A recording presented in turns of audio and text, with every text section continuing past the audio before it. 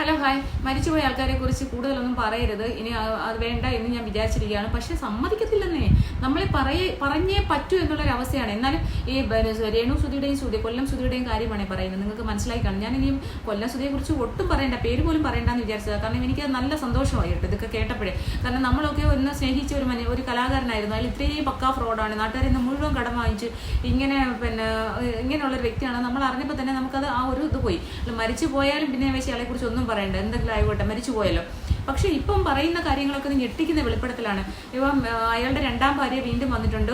കിച്ചുവിന്റെ ലൈവിനകത്ത് ഞാൻ ആദ്യം പറഞ്ഞ കാര്യങ്ങൾ മാത്രമേ ഞാൻ പറഞ്ഞങ്ങ് നിർത്തിയതാണ്. കാരണം പിന്നീടുള്ള കാര്യങ്ങളൊക്കെ എന്തിനാ പറയുന്നതെന്ന് വിചാരിച്ചു. പക്ഷെ പിന്നീടുള്ള കാര്യങ്ങളുടെ മറുപടി പറയാൻ വേണ്ടി വീണ വന്നിട്ടുണ്ട്. അതിന്റെ കാരണം എന്ന് പറഞ്ഞു കഴിഞ്ഞാൽ, വീണ എന്ന് പറയുന്ന വ്യക്തി എപ്പോഴും വഴക്കുണ്ടാക്കുന്ന ആളായിരുന്നു എന്നും രേണു കാരണമല്ല എന്നുള്ള കാര്യം ഒരു സ്റ്റേറ്റ്മെന്റ് കിച്ചുവിന്റെ ഭാഗത്തുനിന്ന് ലൈവ് വീഡിയോയിലുണ്ട്. അപ്പൊ അതല്ല കാര്യം, കിച്ചുവിന് അതിനെ കുറിച്ച് അറിയില്ല. സുധി എപ്പോഴും സുധിയുമായിട്ട് ഞാൻ വഴക്കുണ്ടാക്കാനുള്ള കാരണം ഇതാണ്. സുധിക്ക് എന്നെ കല്യാണം കഴിച്ച് 2 ആഴ്ച കഴിഞ്ഞപ്പോൾ തന്നെ വിവാഹ വാഗ്ദാനം നൽകിയ ഒരു പെൺകുട്ടി ആത്മഹത്യ ചെയ്യാൻ ശ്രമിച്ചു. അപ്പൊ സുധി വിവാഹ വാഗ്ദാനം വേറൊരു പെൺകൊച്ചിനോട് കൊടുത്തിട്ടുണ്ടായിരുന്നു. 2 ആഴ്ച കഴിഞ്ഞപ്പോഴാണ് അത് ഇയാൾ വീണ്ടും കല്യാണം കഴിച്ചു എന്ന് പറഞ്ഞത്. അയാൾ ആ കൊച്ചു ആത്മഹത്യ ചെയ്യാൻ ശ്രമിച്ചു. അങ്ങനെ ഇവരുമായിട്ട് ബന്ധപ്പെട്ട ആൾക്കാരാണ് പിന്തിരിപ്പിച്ചത്. ആ ആളിനെ വേണമെങ്കിൽ കൊണ്ടുവരാം. അതുപോലെ തന്നെ നിരവധി സ്ത്രീകളുമായിട്ട് ബന്ധമായിരുന്നു.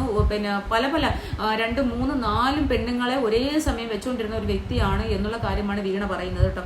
വളരെ ഞെട്ടിക്കുന്ന. കാരണം നമ്മൾ ഒരാളിനെ സ്നേഹിക്കുന്ന ഒരു കലാകാരനാണ്. പിന്നെ ഒരു കാര്യം പറഞ്ഞു കഴിഞ്ഞാൽ, ഇയാളെയും കെട്ടിയൊക്കെ, ഇയാളെന്നല്ല ഇപ്പൊ ഈ കലാരംഗത്ത് നിൽക്കുന്ന ആൾക്കാരെയും കെട്ടിയൊക്കെ എത്ര നന്നായിട്ട് അഭിനയിക്കുന്ന, എത്ര നല്ല ടാലന്റ് ആയിട്ടുള്ള ആൾക്കാരുണ്ടെന്നറിയോ പുറത്ത്. അവർക്കൊന്നും ഓപ്പർച്യൂണിറ്റി കിട്ടുന്നില്ല അല്ലെ. നമ്മളൊക്കെ വീട്ടിലിരിക്കുന്ന വീട്ടമ്മമാരായാലും മറ്റുള്ളവരായാലും നമ്മൾ എന്ത് നന്നായിട്ട് ക്ലാരിറ്റി സംസാരിക്കും, എന്ത് നല്ല കാര്യങ്ങൾ ചെയ്യാൻ പറഞ്ഞാൽ നമ്മൾ ചെയ്യും. അപ്പൊ ഇത്ര പിന്നെ ഇൻസ്റ്റയൊക്കെ